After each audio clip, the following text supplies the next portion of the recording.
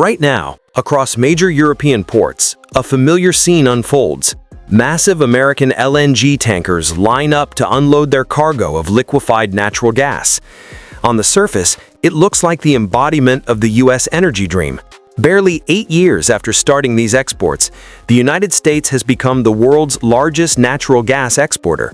Shipments have skyrocketed by more than 500% in just 5 years. But beneath this bustling trade lies a dangerous truth. The American LNG industry is racing toward a major overcapacity crisis. While the U.S. poured over $100 billion into building new export terminals, it was betting on an endlessly growing European demand. Yet, at the same time, European leaders were making a very different calculation. They discovered, often the hard way, that relying on gas transported by ship comes with two major issues: price volatility and supply insecurity. A single harsh winter or a delayed shipment can send prices soaring. That's why Europe launched an ambitious infrastructure plan. The goal isn't to build more terminals for American vessels, but to expand thousands of kilometers of new pipelines. Eventually, these networks will make the continent self-sufficient, free from overseas suppliers. Economists call this a boom and bust cycle. Today's American construction boom is already paving the way for tomorrow's collapse. Every LNG tanker unloading in Europe today is, in effect, financing the pipelines that will make those very same ships obsolete. The U.S. is, in a sense, funding its own future competition, a reality most analysts have yet to fully grasp. Why, then, is Europe choosing pipelines, even if it means maintaining links with politically sensitive suppliers like Russia? The answer lies in three major advantages that pipelines hold over LNG shipping, advantages too significant to overlook. The first is cost. The difference is staggering. Industry studies show that gas delivered through pipelines generally cost Europe about 30% less than LNG transported by sea. Once all expenses, transport, cryogenic liquefaction, and regasification are factored in. For European manufacturers competing in global markets, that saving isn't just an advantage, it's a matter of survival. The second factor is reliability. While LNG carriers can be delayed by storms, political disputes, or rerouted to higher bidders, pipelines deliver gas continuously, 24 hours a day, 365 days a year. This consistency allows European factories to plan years ahead without fearing energy shortages or price shocks. But the third reason is the most strategic one, what energy experts call infrastructure lock-in. When a nation invests billions into a pipeline network, it forges energy relationships that last 30 to 50 years, the lifespan of that infrastructure. These are not contracts that can be canceled on a whim. They are deep, long-term commitments that shape economic policy for generations. In contrast, typical LNG contracts last 20 years or less and often include clauses allowing cargoes to be redirected to other markets. Europe is making a cold, calculated decision. Its energy security demands a long-term strategy, even if that means moving gradually away from U.S. imports to build more permanent ties elsewhere. While Europe is laying down its pipelines, a profound shift is taking place on the opposite side of the world, one that could leave American LNG stranded. Across Asia, countries led by China and India are securing their energy futures through quiet yet extremely long-term agreements. They aren't waiting for tankers to arrive. They're locking in supply for the next 2 decades. This isn't aggression, it's foresight. These fast-growing economies require massive amounts of energy to sustain their expansion and are willing to pay a premium for supply security. They've learned from Europe's mistake. Relying on the volatile spot market is a gamble.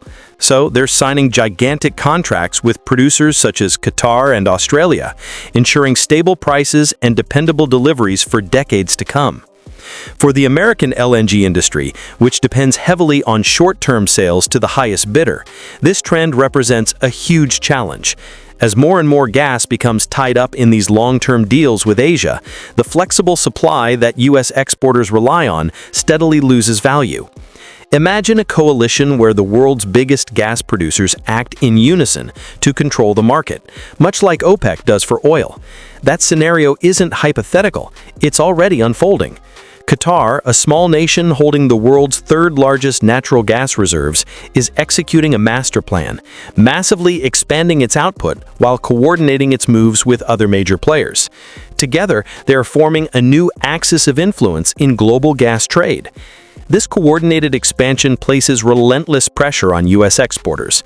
Unlike America, where dozens of competing private companies pursue short-term profits, state-controlled giants like Qatar Energy can make long-range strategic decisions without worrying about quarterly earnings. They can flood the market to drive prices down and push out competitors.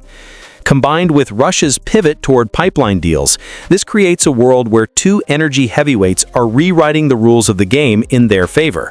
For the United States, which has built its business model around an open, highly competitive marketplace, this emerging cartel-like coordination represents an existential threat, one that could permanently cap U.S. ambitions. Just a few years ago, the U.S. possessed what many called an energy weapon, the ability to shape global politics by deciding who received its liquefied natural gas.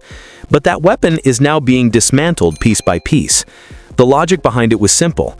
During a crisis, American LNG could be shipped to allies or withheld from adversaries. Yet that strategy relied on one critical assumption, that other nations lacked viable alternatives. That assumption has now collapsed. The rapid expansion of Europe's pipeline links and Asia's long-term contracts with other suppliers have created a global gas market where American LNG is no longer essential. If the U.S. were to suddenly restrict exports for political reasons, the gap would quickly be filled by Qatari shipments or by Russian gas delivered through pipelines. This new reality has quietly reshaped diplomacy. The once powerful threat of turning off the tap has lost its force, and with it, a central tool of American foreign policy has steadily eroded. Picture a scenario that keeps energy traders awake at night. An American LNG tanker heading toward Europe suddenly alters its route midway across the Atlantic. A higher bid has just arrived from Asia, and legally, the cargo is redirected. This isn't an exception. It's a defining feature of the flexible U.S. export system. Yet this very flexibility has a downside that increasingly works against America's own strategic interests.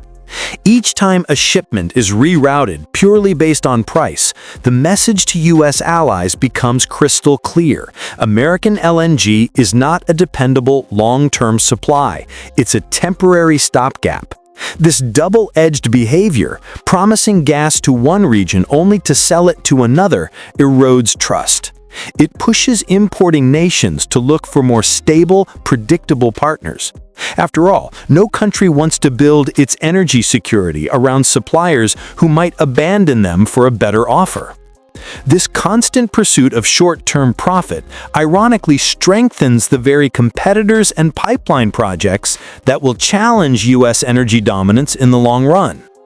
Many might assume that sanctions and political pressure have crippled Russian gas pipelines to Europe. The truth, however, is the complete opposite. While global attention focused on American tankers, the Turk Stream pipeline quietly became more robust than ever.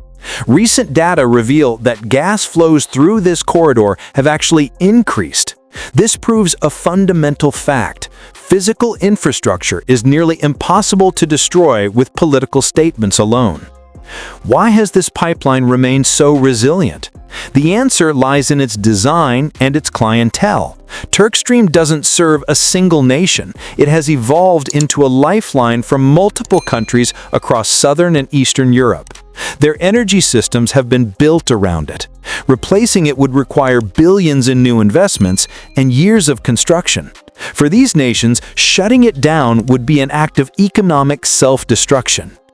Imagine a confrontation between two opposing forces. On one side, government sanctions, mere words on paper meant to change behavior. On the other, a pipeline, thousands of tons of steel and concrete stretching across continents. In this contest, the pipeline almost always wins. The reason is simple. Infrastructure creates its own reality. A gas pipeline represents massive investments and tightly integrated energy networks. Homes, factories, and power plants become physically dependent on it. Sanctions, by contrast, can shift with the political winds. This mismatch creates what economists call the infrastructure trap. Once it's built, you're practically bound to use it for decades. That's why many European nations continue to import Russian gas despite political promises to the contrary. Concrete and steel buried in the ground outlast even the firmest declarations, posing a lasting challenge to U.S. LNG ambitions. The ripple effects of this energy transformation extend far beyond the gas market itself. As American LNG carriers find fewer buyers and lower prices, the entire global supply chain built around them starts to tremble. Shipping companies that invested billions in specialized vessels now face an uncertain future. Ports expanded to handle LNG imports are seeing their economic models crumble, and the financial institutions that funded the American export boom confront underperforming assets. This domino effect also strikes at the heart of local economies. U.S. communities that stake their prosperity on export terminals could soon face deficits as the anticipated jobs and tax revenues fail to appear. Meanwhile, European manufacturers benefiting from cheaper pipeline gas are gaining a competitive edge in global markets. The widening gap in energy costs is quietly becoming a tool of industrial policy, redrawing the map of where it's most profitable to produce steel, chemicals, and manufactured goods. We're witnessing the end of a single, unified global gas market and the birth of a new, fragmented system. Instead of one interconnected world where American LNG flows freely to the highest bidder, we now see emerging regional blocks. Europe tied to pipeline networks, Asia locked into long-term contracts, and the United States reduced to a flexible secondary supplier in a world that increasingly values stability over freedom of trade. This new energy order is fundamentally different. Power no longer stems from supply flexibility, but from the control of reliable infrastructure and durable partnerships. The era when a single nation could dominate global markets through sheer production volume is fading away. In its place emerges a multipolar gas landscape where influence is distributed among several coordinated players. The rules have changed, quietly, while the world's attention remained fixed on the tankers. The new game has already begun. So, what do you think about this global energy shift? Do you believe the United States can adapt to this new multipolar energy landscape? Or has the world already moved past the era of American dominance? And do you think Europe made the right choice by betting on long-term pipeline infrastructure instead of flexible LNG trade? Share your thoughts in the comments. I'd really love to hear your perspective and start a real discussion down there.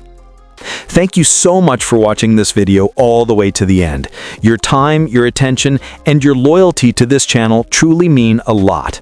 If you haven't subscribed yet, now's the perfect moment. Hit that subscribe button and turn on the notification bell so you won't miss any of our upcoming videos. Don't forget to drop your opinion in the comments, and as always, see you very soon for more videos like this one.